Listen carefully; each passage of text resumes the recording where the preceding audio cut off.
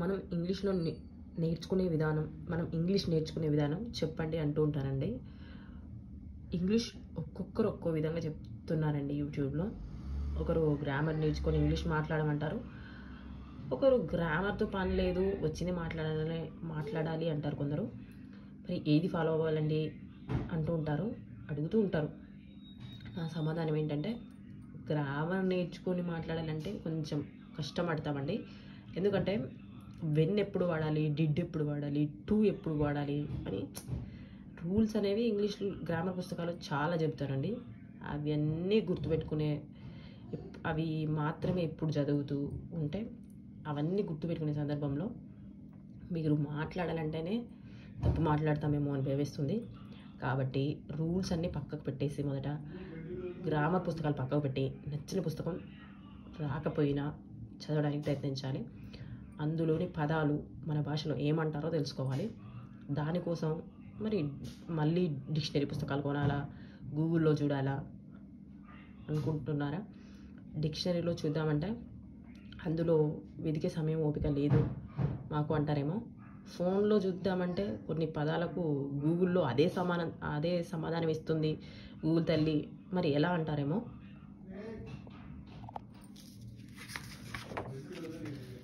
నా సమాధానం ఏంటంటే, ఇంగ్లీష్ నేర్చుకునే పద్ధతి మంచి పుస్తకం కొనుక్కొని లేదా మనకు నచ్చిన వీడియోనే కానీ యూట్యూబ్లో చూస్తూ అందులోని సెంటెన్సెస్, వాక్యాలను చదువుతూ కింద సబ్ టైటిల్స్ పడుతూ ఉంటాయి కదండి, వాటిని చదువుతూ ప్రయత్నిస్తూ అందులోని తెలియని పదాలను గూగుల్లో ఇంగ్లీష్ టు ఇంగ్లీష్ మాత్రమే చూడాలి, తెలుగు చూడకూడదు. మాకు ఇంగ్లీష్ రాదంటే ఇంగ్లీష్లోనే చదవమంటారేంటి అనుకుంటున్నారేమో. ఎందుకంటే పదం యొక్క ఖచ్చితమైన అర్థం ఇంగ్లీష్లో మాత్రమే గూగుల్లో చక్కగా ఉంటుందండి. కాబట్టి ఇంగ్లీష్ పదం యొక్క అర్థాన్ని ఇంగ్లీష్లో మాత్రమే చదవాలి, అడగాలి గూగుల్ని. ఇలా పుస్తకాలు చదువుతూ వాటి అర్థాలు వెతికే సమయం తీరిక లేదండి మాకు అంటారేమో. అందుకే నేను మీ కోసం ఈ వీడియోలు చేయాలని నిర్ణయించుకున్నాను.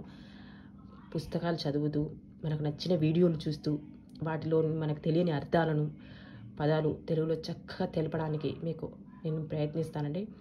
ఒక మంచి పుస్తకం ఒక మంచి 100 మంది స్నేహితులతో సమానం. పుస్తకాలు చదువుతూ మన జ్ఞానాన్ని పెంచుకుందాం. వీడియోలు చూస్తూ మనకు నచ్చిన సెలబ్రిటీ వీడియోలు చూస్తూ దానిలో తెలియని పదాలను మనం నేర్చుకుందాం. అది ఎలా అంటే, చిన్న పాపకి మొదట మనం పదాలు నేర్పించాలి. అమ్మ, ఇది నాయమ్మ, ఇది నాయనమ్మ, ఇది మన ఇల్లు, ఇటురా అట్రా అమ్మ, అటు వెళ్ళు ఇటు వెళ్ళు అని చెప్తాం కదా. అలాగే మనం కూడా ప్రతి పదాన్ని ఏమంటారో నేర్చుకోవాలి. ఇంగ్లీష్లో కొన్ని వేల పదాలు మన వాక్య రూపంలో నేర్చుకోవాలి. అప్పుడే మనం ఇంగ్లీష్లో పర్ఫెక్ట్ అవుతాం. అదే చేద్దాం ఇక నుంచి.